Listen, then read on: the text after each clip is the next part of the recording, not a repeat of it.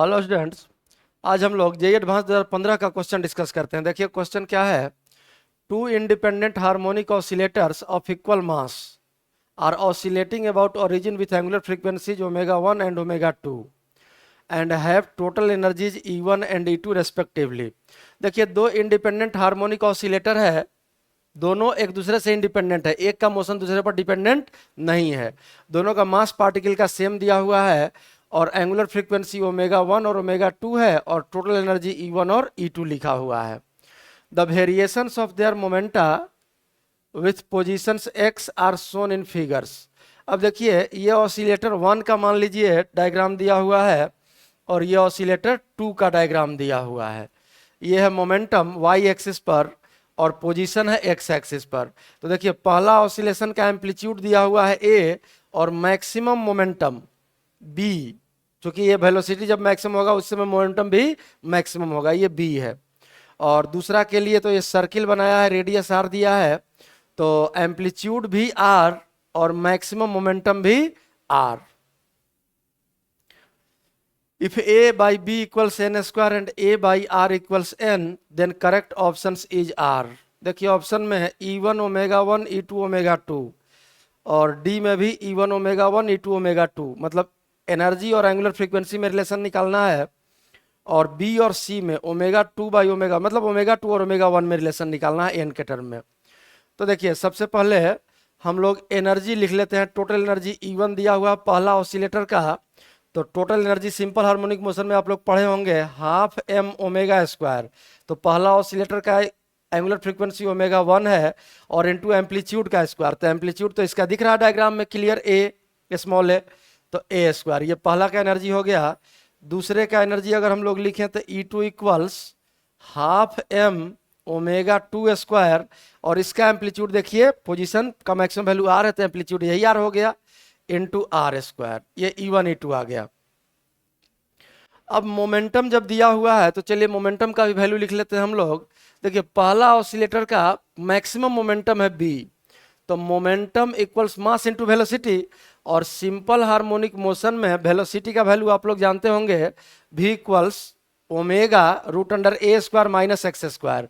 तो जब mean position पर पार्टिकल होता है तो x जीरो और वेलोसिटी मैक्सिमम हो जाता है, स्पीड मैक्सिमम हो जाता है, क्योंकि वेलोसिटी दोनों डायरेक्शन में हो सकता है।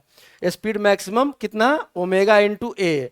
तो पहला ऑसिलेटर का एंगुलर फ्रीक्वेंसी ओमेगा 1 है तो ओमेगा और एम्पलीट्यूड है ए, ये हो गया आपका मैक्सिमम मोमेंटम का वैल्यू। और इसके लिए अगर मोमेंटम लिखे तो देखिए इसका मैक्सिमम मोमेंटम सर्किल है, चूंकि तो ये भी आर हो गया, तो मैक्सिमम मोमेंटम का वैल्यू आर इक्वल्स मास तो दोनों का सेम ही था, एंगुलर फ्रीक्वेंसी ओमेगा 2 और इसका एम्पलीट्यूड आर है, पोजीशन का मैक्सिमम वैल्यू एम्पलीट्यूड। अब यहां से अगर हम लोग इस आर को कैंसिल कर दे तो सेकंड इक्वेशन आपका बन गया 1 इक्वल्स m ओमेगा 2। अब यहां से देखिए दो इक्वेशन और हम लोगों को दिया हुआ है, इसका भी हम लोग यूज कर सकते हैं। तो सबसे पहले यहाँ देखिए इन दोनों को डिवाइड कर देते हैं हम लोग। तो डिवाइड करेंगे तो यहाँ क्या बचेगा, लेफ्ट साइड में b बाई 1 इक्वल्स, इसको 1 मान लीजिए, इसको 2 मान लीजिए, 1 बाई 2 किए हैं, 1 डिवाइडेड बाई 2, तो ये हो गया b by 1 LHS left hand side.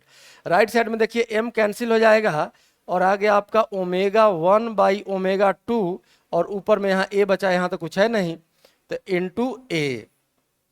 अब यहां से अगर हम लोग ओमेगा 2 को इस साइड लाएं, ओमेगा 1 को नीचे, क्रॉस मल्टीप्लीकेशन, तो ये हो गया आपका a बाई बी।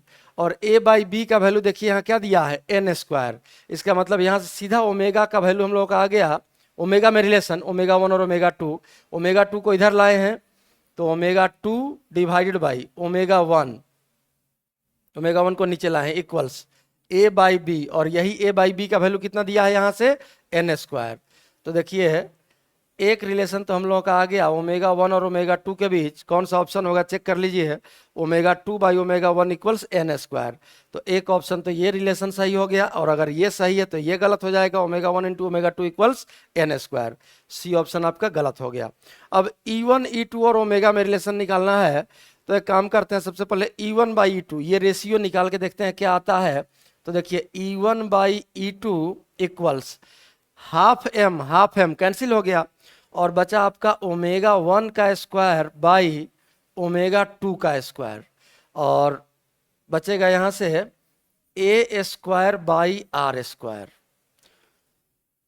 अब देखिए अगर हम लोग ए बाई आर का वैल्यू निकालना चाहें, ए स्क्वायर बाई आर स्क्वायर, यहां से अगर हम लोग, अच्छा एक रिलेशन और देखिए दिया हुआ है यहाँ, ए बाई आर इक्वल्स एन। तो ए बाई आर अगर एन है तो इसी रिलेशन को हम लोग लिख सकते हैं यहाँ से omega 1 square by omega 2 square into A by R का वैल्यू अगर पुट कर दे एन तो ये हो जाएगा एन स्क्वायर। और अब इसी को हम लोग लिख सकते हैं ओमेगा 1 का स्क्वायर बाई ओमेगा 2 का स्क्वायर इंटू एन स्क्वायर है। देखिए अभी जस्ट एन स्क्वायर का वैल्यू हम लोग यहाँ से सॉल्व किए हैं। एन स्क्वायर का वैल्यू कितना, ओमेगा 2 बाई ओमेगा 1। तो यहाँ अगर ओमेगा 2 बाई ओमेगा 1 लिख दें तो एक ओमेगा 2 और एक ओमेगा 1 क्रॉस मल्टीप्लिकेशन कैंसिल हो जाएगा, और वैल्यू क्या बच गया आपका, ओमेगा 1 बाई ओमेगा 2। अब यहाँ से E1 और E2 में और ओमेगा 1 और ओमेगा 2 में फाइनल रिलेशन क्या आ गया, देखिए अगर इस ओमेगा 1 को हम लोग क्रॉस मल्टीप्लाई करके नीचे ले जाएं तो ये हो गया आपका E1 बाई ओमेगा 1 इक्वल्स, और उस डिनोमिनेटर वाले E2 को क्रॉस मल्टीप्लाई करके यहाँ अगर ले आए तो ये हो जाएगा आपका E2 बाई ओमेगा 2। यही E1 E2 और ओमेगा 1 ओमेगा 2 में रिलेशन आ गया। देखिए कौन सा ऑप्शन है, एक ऑप्शन हो गया आपका डी, और अगर डी सही है तो ए गलत हो गया। तो यही बी और डी इस क्वेश्चन का आंसर हो गया, और यही छोटा सा इसका सॉल्यूशन है।